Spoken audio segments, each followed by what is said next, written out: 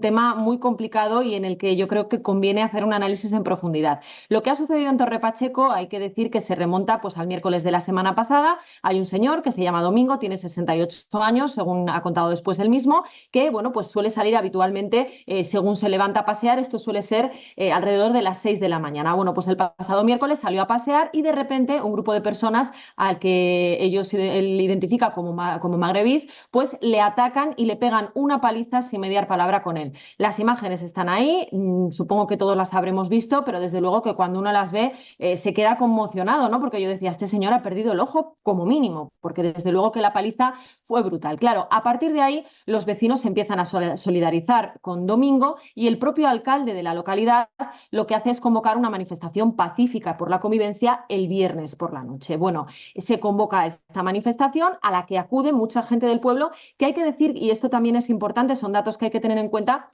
que empiezan a estar también un poco hartos porque de un tiempo a esta parte, pues la delincuencia cada vez es algo más común y la inseguridad también. Esto es importante decirlo. Claro, Torre Pacheco, estamos hablando de un municipio, Carlos, que tiene 40.000 habitantes y el 30% es de origen magrebí.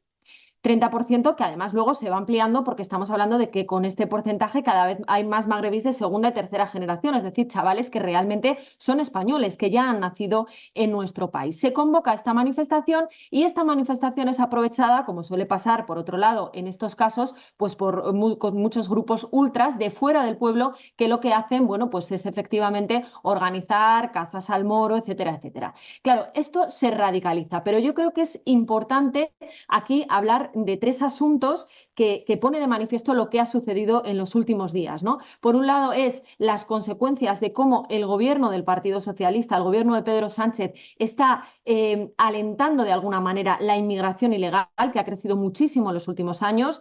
Por otro lado, cómo todo lo que está pasando pone de manifiesto que cada vez hay menos medios en la policía y en la Guardia Civil. Realmente las cifras de Torre Pacheco son ridículas porque efectivamente hay un número de agentes elevado, pero cuando uno se pone a ver cuáles son los que patrullan en las calles y los que dan seguridad, a fin de cuentas, al final esto se resume a que hay 2 patrullas circulando no solo por Torre Pacheco, sino sobre toda la zona de influencia, ¿no? Con lo cual, pues la sensación de inseguridad es enorme. Y luego, en tercer lugar, yo creo que es importante resaltar también, Carlos, cómo el gobierno está aprovechando todo esto. Al gobierno, en el fondo, todo esto, y es triste decirlo, pero es así, y creo que hay que decirlo sin paños calientes, le está viniendo todo esto de maravilla. En primer lugar, porque si se habla de Torre Pacheco y todas las televisiones, sobre todo, están todo el día con esto, hasta en la sopa, no se habla de otras cosas que perjudican a Pedro Sánchez, y me estoy refiriendo al tema prostíbulos, al tema corrupción, etcétera, etcétera. Y en segundo lugar, porque esto le permite alimentar el discurso, el único discurso que, llegado el caso de tener que convocar elecciones, le permitiría ganarlas o no ganarlas, pero gobernar, que es alentar el discurso del miedo, el discurso del temor a que la extrema derecha crezca.